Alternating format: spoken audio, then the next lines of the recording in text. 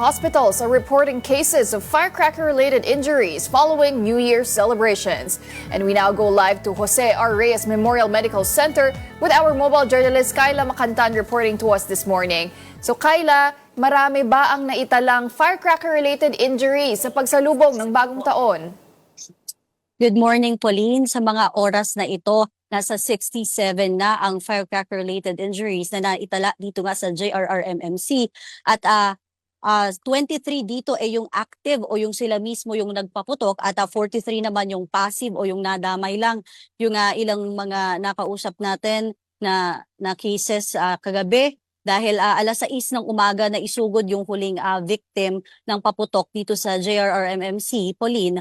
At ayon sa kanila, yung iba talagang nagugulat na lang na may pumuputok, may tumatalsik at yun na nga, the next day dumudugo na at may natamaan na pala, nasa pool na kaya nga agad namang pupunta dito sa JRRMMC at yung naitala nating cases, Pauline, nasa 24 ang minor. Kaya nga paalala nung pamunuan doon sa mga magulang na talagang bantayan yung mga anak dahil yung iba kung hindi sila mismo yung nagpapaputok, pinupulot yung mga nasindihan o yung iniipon nga yung mga pulbura na nagpukos ng pagputok nga.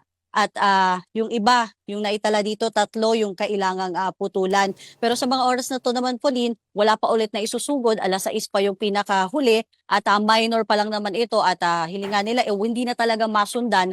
Pero kung ikukumpara natin doon sa last year, Pauline, dahil dito rin tayo nagbantay, nasa 91 yung naitala natin ng umaga pa lang. So mas mababa ngayong taon, Pauline. Pero Kyla, doon sa nabanggit mo, 67 cases, 23 doon ay active. Ibig sabihin sila mismo yung nagpaputok. Bakit naman daw umabot pa sa injury yung kanilang pagsalubong ng bagong taon? Siyempre, Pauline, kanina nga yung biyahe natin papunta dito sa ospital, meron pa rin talaga tayong mga kapatid na patuloy pa rin yung pagsasaya, meron pa rin talaga mga nagpapaputok. Yung iba kasi sinasabi, tradisyon na, yan na yung kanilang nakasanayan at talagang kapag sinalubong yung bagong taon, mas masaya raw kung mas maingay. Pero yung iba talagang hindi na raw uulit, nadala na dahil nga sa kanilang mga natamong sugat at yung iba kasi ang nasa kanilang data 13 eye injury, so talagang may trauma na doon sa ilan na active. Kaya sa susunod na taon, titignan natin kung bababa dahil marami-rami sa ating mga kapatid yung natakot at natuto na raw, Pauline. Nako Kyla, so ano ba yung mga types of injuries na kanilang natamo, lalo na yung mga medyo malubha, yung naging injury dyan sa pagpapaputok? Yes, dito Pauline sa JRMMC, ikukorek ko lang 2 yung blast burn with amputation, samantalang 52 naman yung blast burn.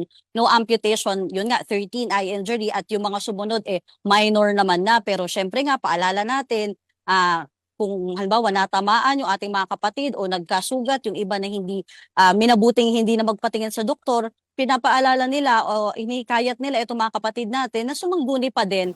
Syempre yung first aid, hugasan agad at takpan yung anumang sugat, pero mas mainam daw talaga dahil hindi natin nalalaman kung ano ba talaga yung kanilang natamo at pwedeng mag-lead pa sa mas seryoso na kaso yung mga may tetano. Kaya mas mabuti talaga, Pauline, sa mga kapatid natin na biktima nitong paputok, talagang sumadya dito sa ospital nga, Pauline.